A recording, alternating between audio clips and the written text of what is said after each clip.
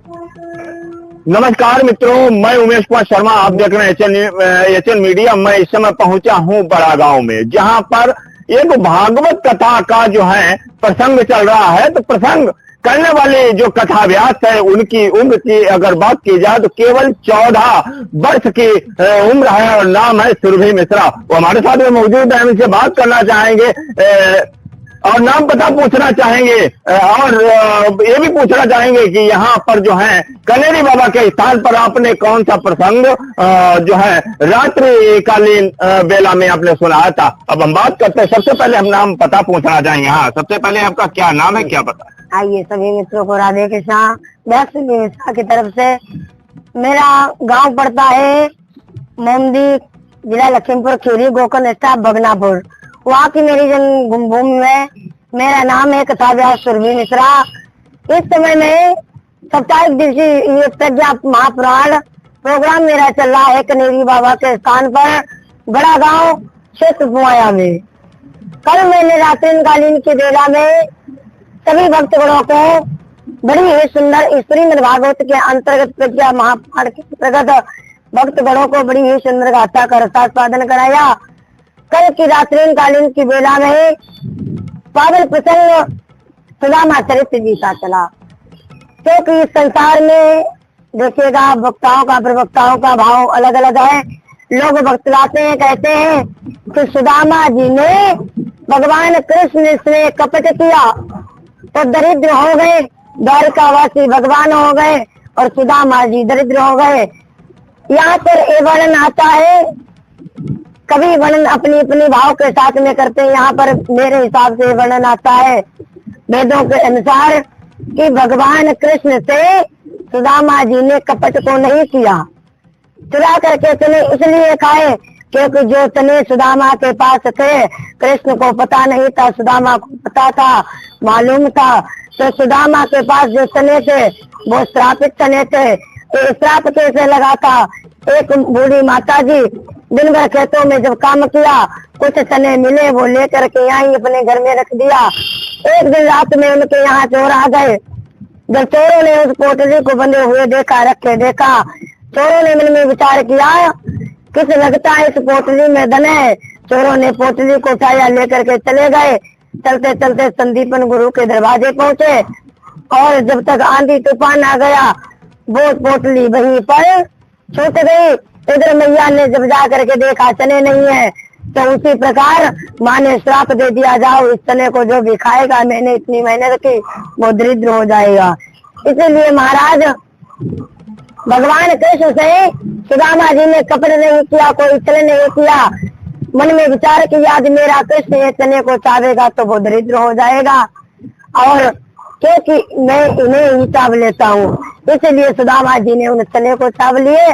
कोई भी सुदामा जी ने कपट नहीं किया। और आज मुझे इस कथा को करते हुए 2.5 साल हो गए।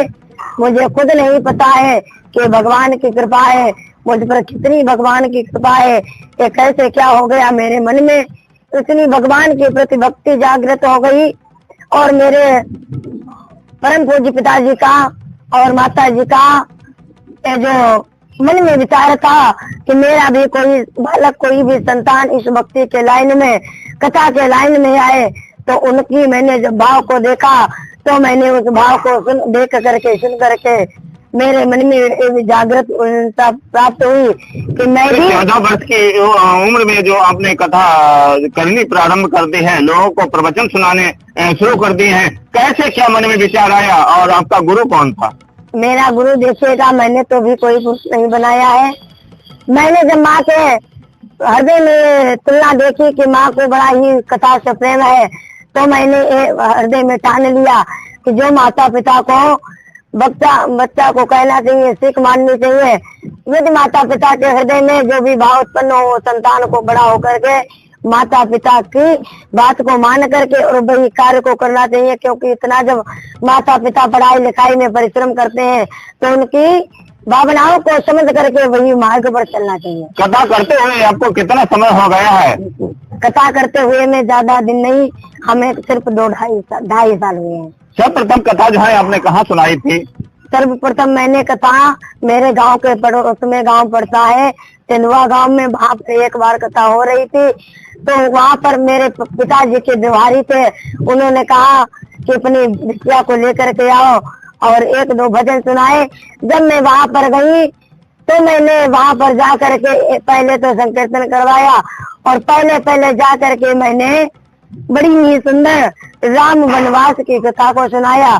सुन करके भक्तगण भावुक हो गए, वहीं से मेरे लगन लग गई। जब मैंने जान लिया कि मैं अब कथा के काबिल हो गई हूँ, सीख लूंगी, भगवान मुझे कृपा करेंगे, ज्ञान देंगे। मैंने सब भार भगवान के हाथों में। जब आप व्यास आसन के ऊपर बैठकर वक्ता के रूप में आप जब कथा सुनाते हैं और आपके माता पिता बैठकर नीचे बैठकर श्रोता के रूप में आपकी कथा सुनते हैं, तो आपके माता पिता के मन में क्या विचार आते हैं? मेरे माता पिता के मन में विचार आते हैं, जब मैं कथा को सुनाती हूँ और कथा को सुना करके जाते हैं तो मेरे माता पिता के मन में यही विचार आते हैं, हृदय में सोचते हैं, हमसे कहते हैं कि जो मेरी इच्छा थी वो आज बेटी आपने पूर्ण कर दी। आगे आपके क्या विचार है? मतलब कितनी उच्च श्रेणी तक आप जो है इस कथा व्यास को लेकर जाएंगे और कथा सुनाएंगे? मैं श्रेणी तो मेरी मन में विचार तो है, क्योंकि इस समय मैं प्रोग्राम भी करती हूँ, कथा जहाँ कहीं भी लगती है। अब यहाँ कनेरी बाबा के स्थान पर आज 27 दिवसीय कथा समाप्त हुई है और आगे 13 जून से मेरी कथा शाहजहांपुर में देवरिया गांव में है और मैं वहाँ 13 तारीख को जाऊंगी।